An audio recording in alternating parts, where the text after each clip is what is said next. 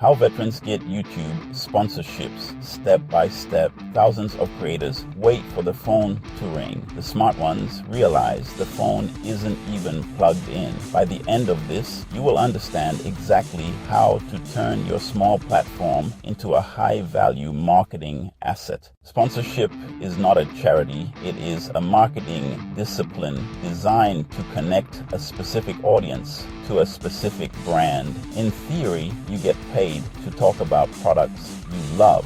In practice, you are a production company in a box providing a measurable return on investment. Return on investment, or ROI, is just a fancy way of saying the brand gets more value back than the cash they gave you. Let's start with the biggest lie in the industry. You do not need 1 million followers to land a 5-figure deal. Large numbers represent reach, but small numbers represent influence. Reach is like shouting into a crowd. Influence is like giving advice to a friend. Step 1 is understanding the value of being specialized. If you have 800 subscribers who love sustainable gardening, you are a goldmine for a seed company. Giant corporations have massive budgets, but they also have massive requirements. Medium-sized brands are often more agile and willing to test new voices. Stop thinking about your channel as a hobby. Start thinking about it as a solution to a brand's problem. Step 2 is the most important part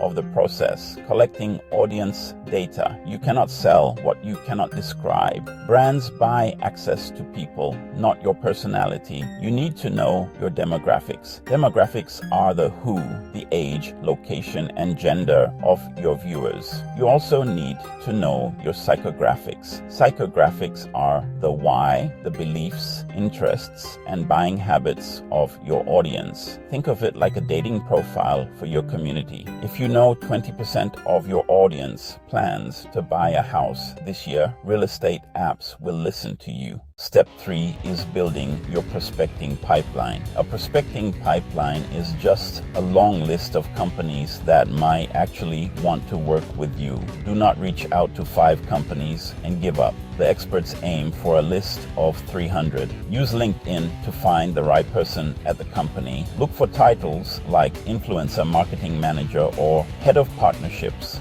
Do not send your pitch to the general info email address. That is the digital equivalent of throwing your resume into a shredder. Step 4 is the rope method for pitching. R stands for relevant. Your pitch must align with what the brand is doing right now. If they just launched a recycling initiative, talk about your passion for the environment. O stands for organic. Show them you already use their products or something similar. P stands for proof.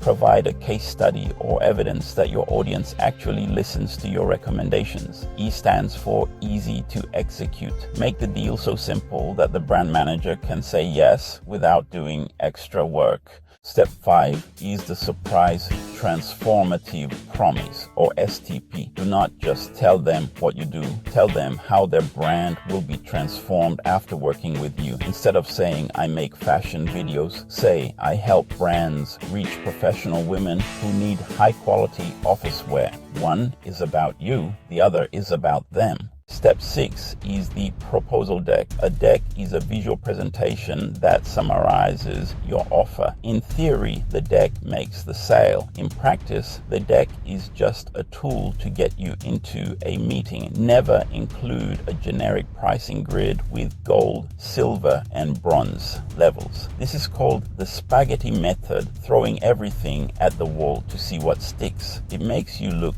like an amateur. Custom offers are always more valuable than stock packages. Step 7 is the discovery session. The discovery session is your first meeting with the brand. Most creators spend this time talking about themselves. The professionals spend this time asking questions. Ask about their quarterly goals. Ask about their biggest marketing challenges. Once you know their pain points, you can tailor your solution. Step 8 is the ask and pricing. Do not guess your price based on what your friend got paid. Price your work based on the value of the deliverables. Deliverables are the actual items you provide, like a video integration or a social media post.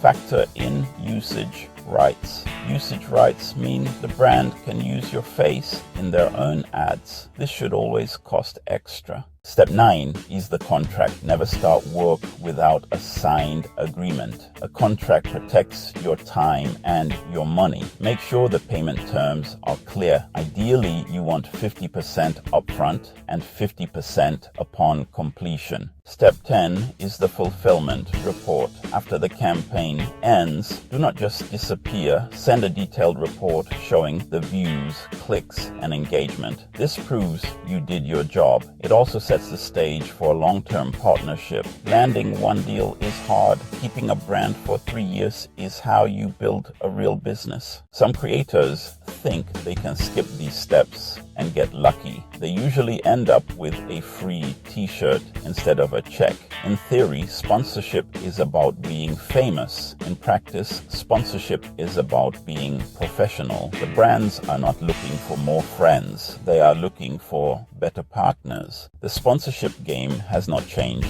Your approach has. Now you know how it works. Go forth and conquer. Subscribe to help us feed our veterans. Every view, like, and share transforms into digital energy and physical resources. This section covers compliance integration across proposals and contracts. The proposal deck outlines scope, deliverables, and veteran-appropriate messaging. Contracts include standardized payment terms, 50/50, and clear scope definitions to ensure compliance. Ensure signatures and approval workflows are captured consistently. Post-campaign fulfillment reports provide views, clicks, and engagement metrics to validate compliance and performance. Maintain consistent templates across proposal, contract, and reporting to ensure compliance and traceability.